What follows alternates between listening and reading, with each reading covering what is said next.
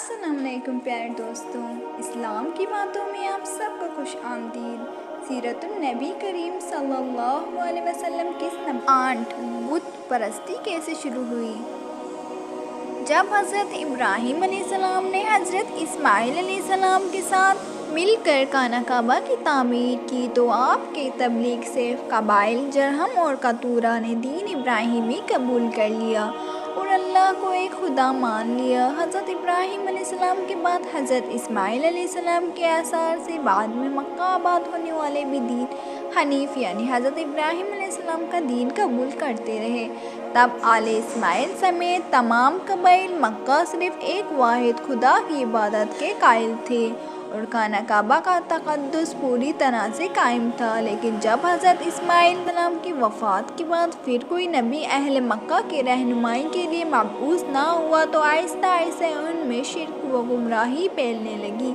पिछले एक किस्म में जिक्र किया गया कि जब मक्का पर कबीला एयाद और बनु खज़ाना एक के बाद दीगरी हमला आवर हुए तो बनु इस्माइल के कई कबाइल को मक्का छोड़ना भी पड़ा। तब ये लोग बरकत के कर्ज से काबा का एक पत्थर भी अपने साथ ले गए। काबा से नस्बत की वजह से वो इसकी बहुत ताज़ीम करने लगे।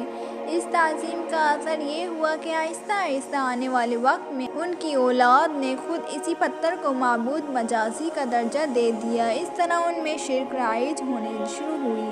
लेकिन हकीकी मायनों में अरबों और ख़ुसूसन अहले मक्का में बाकायदा व बुत परस्ती का आगाज़ हज़रत इब्राहीम अलैहिस्सलाम से कम व बेश 2500 साल बाद हुआ, जब बनु खज़ाआ ने मक्का पर कब्ज़ा किया। अरबों में बुत परस्ती का आगाज़ करने वाला कबीला खज़ाआ का सरदार अमरू बन लही था।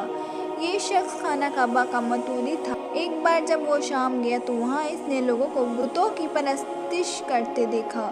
ये कुल 5 बुत थे जिनके नाम विद, यगूस, सवा, यऊक और नसर थे।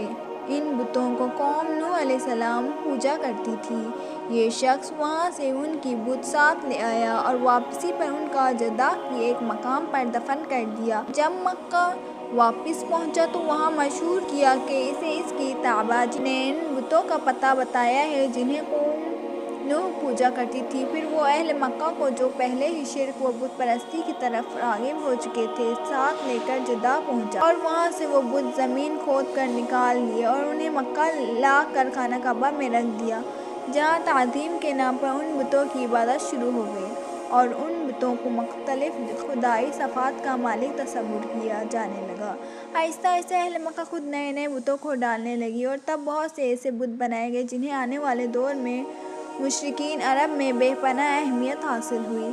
चूँकि काबा की वजह से मक्का पूरे जज़ीरा नुमा अरब का मरकज़ था, तो जब बाहर से मुख्तलिफ कबाइल के लोग हज के दिनों में मक्का आते तो वहाँ इन बुतों की परस्तिश होते देखकर वापसी पर उन बुतों की शबीहें बनवा कर साथ ले जाते और अपने इलाके में उनको नस्ब करके उनका पूजा शुरू कर देते। जावी है। उम्मीद है प्यारे दोस्तों आपको ये प्यारी वीडियो पसंद आई हो। अगर आपको पसंद आई है तो चैनल को सब्सक्राइब करें, वीडियो को लाइक कर दें, बहुत सारा शेयर करें। मिलते हैं नेक्स्ट वीडियो पे। अपना बहुत सारा ख्याल रखें। अल्लाह हाफिज़।